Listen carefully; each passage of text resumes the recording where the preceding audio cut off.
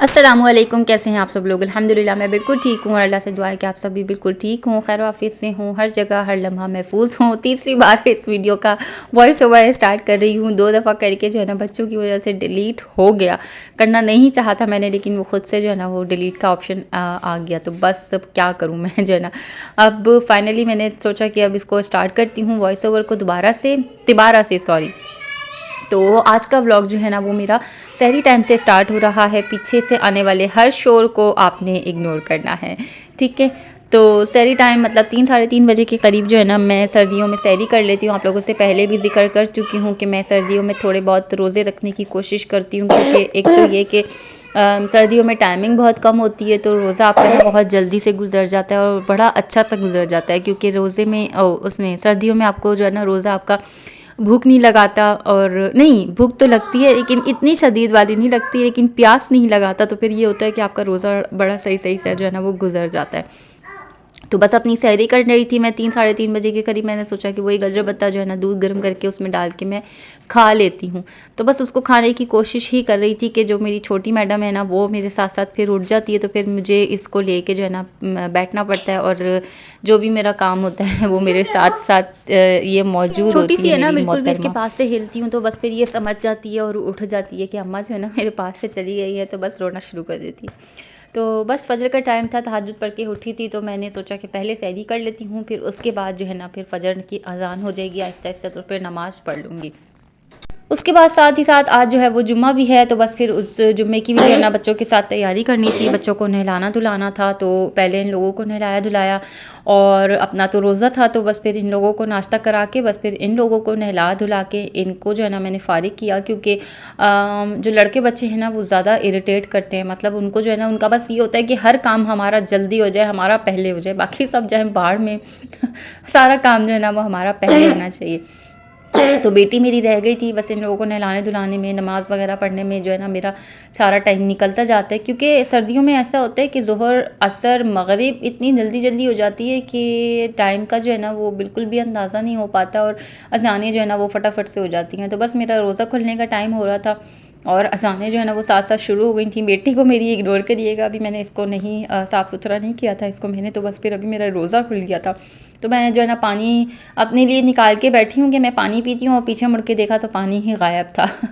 तो इन लोगों को जो है ना मेरे रोज़ा खोलने में भी मेरे साथ साथ रोज़ा खोलना था, पानी पीना था। और बस अब जो है ना मैं अपने लिए ब्लैक कॉफ़ी बनाने की जो है ना वो सोच रही थी, क्योंकि पानी गर्म करने के लिए मैंने रख दिया था। तो सबसे पहले मैंने सोचा कि नमाज़ पढ़ लेती हूँ, और नमाज़ पढ़ने के साथ साथ मैंने कहा मैं आपको अपने कपड़े भी दिखा दूँ। ये तो मैं भूल ही गई थी कि मैंने जो है ना वो दिखाया ही नहीं कि मैंने पहने क्या कपड़े। साथ ही साथ मेरे लिए जो है ना एक ये काम भी जो है मेरा मुँह चढ़ा रहा था। इतने सारे कपड़े माशाल्लाह हो जाते हैं सर्दियों का ना, एक यही इशू है कि कपड़े जो है ना वो डबल हो जाते हैं। अगर एक इंसान ने एक जोड़ा उतारा है ना तो वो एक जोड़ा नहीं उतरता, वो साथ साथ में जो है ना बहुत सारे स्वेटर्स अंदर, मकसद ये कि बच्चों के इनर्स वगैरह ये सब कुछ भी ना एक्स्ट्रा हो जाते हैं। तो बस फिर ये एक काम जो है ना बहुत ज़्यादा डबल हो जाता है। उसके साथ साथ बस नमाज़ पढ़ने के बाद थोड़ी बहुत भूख लग रही थी। रात के मटर पुलाव का जो है ना थोड़ी सी खुरचन बची हुई थी। जब ये रात को बची थी ना तो मैं ये सोच रही थी, अपनी ज़ात समेत मैं बात करूँगी कि मैं ये सोच रही थी कि इसको खाएगा कौन, ना मेरे से खाया जाएगा ना बच्चों से खाया जाएगा, और हस्बैंड तो घर पे होते ही नहीं है, तो फिर ये खाएगा कौन। लेकिन आप ये देखें कि जब रोज़े के टाइम पे जब रोज़ा खोल लिया, उसके बाद जब शदीद वाली भूख लगी तो भूख ने कहा कि जो ये खुरचन बची हुई है ना इसी को खा जाओ, वरना जो है ना वो अब आते कुल हु अल्लाह पढ़ देंगी। तो बस हल्की फुल्की सी जो है ना मैंने इसमें केचप डाली, और बच्चों को भी जो है ना मुझे देख के दिल चाहने लगा कि अम्मा आप क्या खा रही हैं। और माशाल्लाह माशाल्लाह मैं आपको बता दूं कि बच्चे जो है ना वो ऐसी, मकसद ये है कि किसी चीज़ को हाथ ना लगाएं, लेकिन ये कि जो शदीद भूख होती है ना वो इंसान को हर लिहाज से मजबूर कर देती है। अल्लाह पाक किसी को मजबूरी वाली भूख ना लगाए, लेकिन मैं कि एक अंदाज़ा बता रही हूँ आपको कि भूख की शिद्दत ऐसी होती है कि रूखी सूखी रोटी खाने पे भी जो है ना इंसान खुशी खुशी से अल्हम्दुलिल्लाह कहता है, और वो अगर मिल भी जाए ना उसको तो वो उसके लिए माल गनीमत से कम नहीं होता। मैं तो यही कहूँगी वाकई कि हम किसी चीज़ को अपने पेट भरे हुए वक़्त में हम ये सोचते हैं कि यार हम ये नहीं खा सकते, ये तो कैसे खाएँगे हम, ये तो ऐसा अजीब-सा हो रहा है। लेकिन जब आपकी भूख में पेट खाली होता है ना, तो आप उस चीज़ को कहते हैं कि ये कितने मज़े की चीज़ है और हम इसको डिनाई कर रहे थे खाने से और हम कह रहे थे कि ये हम नहीं खा पाएँगे, हालाँकि ये तो कितने मज़े की चीज़ है, ये तो खामख़ा ही ज़ाया हो जाती। और माशाल्लाह माशाल्लाह मैंने और मेरे बच्चों ने मिल के इस पतीले में से पेट भर के खाना खाया। हालाँकि ये इतनी खुरचन नहीं थी, आपको नज़र आ रही होगी ये कितनी सी खुरचन थी, लेकिन हम लोगों ने इस पतीले को पूरी तरीके से जो है ना सफ़ा चट कर दिया। इसका एक-एक दाना जो है ना हमने चुन-चुन के खा लिया और अल्लाह पाक ने इतनी बरकत दी कि इसमें हम सब ने खाया। जितने भी निवाले खाए हम सब ने खाए और ये इतना मकसद ये कि इतना मज़ेदार लग रहा था और हमने इसका एक-एक दाना जो है ना वो चुन-चुन के खा लिया। और मैं अल्लाह का इतना शुक्र अदा कर रही थी कि अल्लाह पाक इस वक़्त मेरे पास ना कुछ और था बनाने के लिए और मकसद ये कि रात की खाना मैंने बनाने का हिसाब था और ना ही बच्चों की चीज़ में से कुछ बचा हुआ था कि मैं कोई चुड़बुड़ इधर-उधर से उठा के खा लूँ और बस फिर अपना जो है ना रात तक के लिए मैं कहूँ कि ठीक है बस रात को खाना खाएँगे। साथ ही साथ बस अपने लिए ब्लैक कॉफ़ी बना रही थी और अभी भी जब मैं वॉइस ओवर कर रही हूँ तो ये ब्लैक कॉफ़ी मेरे हाथ में मौजूद है। थैंक्स टू निया आपी, निया खान ब्लॉग्स, बहुत अच्छा आपने आपका ये जो आपने ये आइडिया अपना शेयर किया था ना, यकीन जाने मैं ये ब्लैक कॉफ़ी तकरीबन अब रोज़ पी रही हूँ तकरीबन, क्योंकि कभी मैं नाश्ते में पी लेती हूँ जब मेरा रोज़ा नहीं होता और जब मेरा रोज़ा होता है तो मैं इसको पानी पी के रोज़ा खोलती हूँ और फिर उसके बाद मैं ये कुछ ना कुछ थोड़ा बहुत खा के तो फिर मैं ये ब्लैक कॉफ़ी पी लेती हूँ। ये इतनी माइग्रेन में मुझे इतना हील कर रहा है, मकसद ये कि मेरा माइग्रेन रहना कम हुआ हुआ है। सर्दियों में मुझे बहुत ज़्यादा माइग्रेन रहता है क्योंकि सर जम रहा होता है ना, माइग्रेन उन्हीं को होता है जिनका खून जमता है और मकसद उनका बीपी भी लो रहता है क्योंकि ज़ाहिर है खून जमता है तो धड़कन बहुत स्लो चलती है।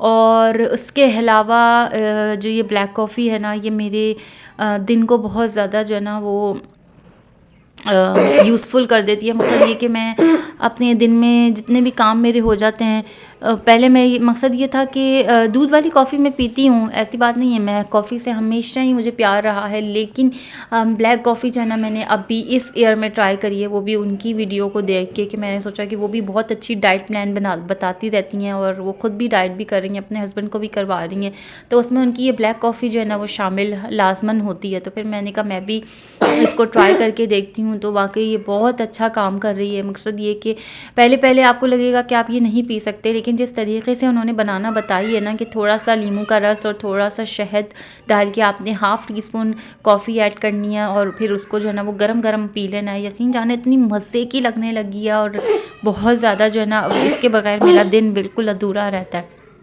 विंटर्स में वैसे भी ओवर ईटिंग होती रहती है, लेकिन जब आप इसको पी लेंगे ना तो आपका ज़्यादा कुछ भी खाने का दिल नहीं करेगा क्योंकि शहद भी उसमें आपको तवानाई देगा। कॉफ़ी से जो है ना आपकी नींद भी उड़ मकसद ये कि जो दिन भर नींद आती है ना वो नींद आपको नहीं आएगी। आपकी बॉडी जो है ना वो मकसद ये कि बॉडी जो है वो आपकी काम करने को भी मना नहीं करेगी तो बस ऐसा ही है। और विंटर्स की ओवर ईटिंग को भी आप इसी तरीके से कंट्रोल कर सकते हैं कि आप रोज़े रखें। अल्लाह पाक जो है ना रोज़ों को लाज़मन कबूल करते हैं। अल्लाह पाक हर चीज़ को कबूल करते हैं, आपकी दुआ को, आपकी ज़कात को, हज को, हर चीज़ को कबूल करते हैं। लेकिन कहते हैं ना कि जो दिखावे की इबादत होती है वो अल्लाह को थोड़ी सी नागवार गुजरती है। दिखावे की इबादत में बस यही है कि जैसे अगर आपने हज किया, लेकिन आपने हज किया सिर्फ़ इसलिए कि आप हाजी कहलाएँ और आपने नमाज़ पढ़ी सिर्फ़ इसलिए कि कोई आपको देख रहा है और आप नमाज़ पढ़ रहे हैं, और आपने ज़कात दी इसलिए कि जैसे कि आपको कोई देख रहा है और मकसद अल्लाह के लिए नहीं किया ना, आपने शरीक किया किसी और को। लेकिन अल्लाह पाक कहते हैं रोज़ा एक ऐसी इबादत है जिसको तुम अगर किसी को बता भी दो और किसी के सामने दिखा के भी रखो, मकसद ये कि अल्लाह उस रोज़े को फिर भी कबूल कर लेते हैं क्योंकि रोज़ा तो बज़ाते ख़ुद अल्लाह देख रहे हैं ना कि आपने कुछ नहीं खाया। मैं उन लोगों की बात नहीं कर रही जो सिर्फ़ दिखावे के लिए कहते हैं कि हमने रोज़ा रखा और पीठ पीछे जो है ना उनका सब कुछ चल रहा होता है, तो फिर वो तो कहीं की इबादत नहीं हुई। लेकिन जो लोग बताते हैं कि हाँ हमने रोज़ा रखा और वाक़ई उनका रोज़ा होता है और वो अपनी इबादत को कंटिन्यूअसली अल्लाह के साथ ऑनेस्ट मतलब पूरी सच्चाई से लेके चल रहे होते हैं ना, तो अल्लाह उनकी इस रोज़े की इबादत पे मुस्कुराते भी हैं और उनकी हर हाजत को, हर जायज़ दुआ को अल्लाह पाक पूरा भी करते हैं, रोज़ों को भी कबूल फरमाते हैं। और कहते हैं हदीस में शामिल है कि रोज़ा जो है ना आपके जिस्म की ज़कात है।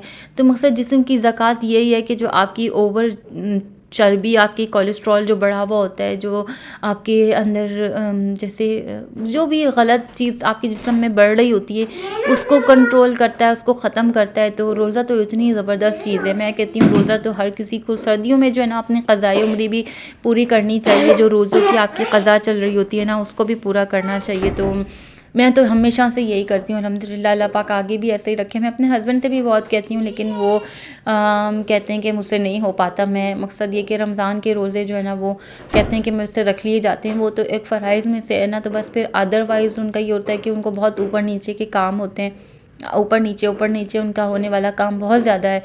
उनकी मकसद ये कि साइट्स पे जाना होता है उनको, तो फिर वो नहीं रख पाएंगे। उनका ये कहना होता है, रखने को इंसान कोई भी रख सकता है। मैंने ऐसे ऐसे मज़दूर देखे हैं जो बेचारे इसी तरीके के ऊपर नीचे के काम कर रहे होते हैं, उनकी तो मज़दूरी यही होती है, तो वो फिर भी माशाल्लाह रोज़े से होते हैं। अल्लाह पाक सबको हिम्मत दे। मैं किसी को भी आम, कुछ नहीं कह रही। अल्लाह पाक सबको हिम्मत और हिदायत दे। अल्लाह पाक मुझे इससे भी ज़्यादा करने की हिदायत दे। मैं शायद और भी लोगों से बहुत ज़्यादा कम हूँ, मेरे से ये बहुत ज़्यादा अल्लाह के चाहने वाले और अल्लाह को चाहने वाले बहुत ज़्यादा लोग होंगे। तो अल्लाह पाक सबको जो है ना वो जायज़ हिदायत जो है ना वो अल्लाह पाक लाज़मन दे।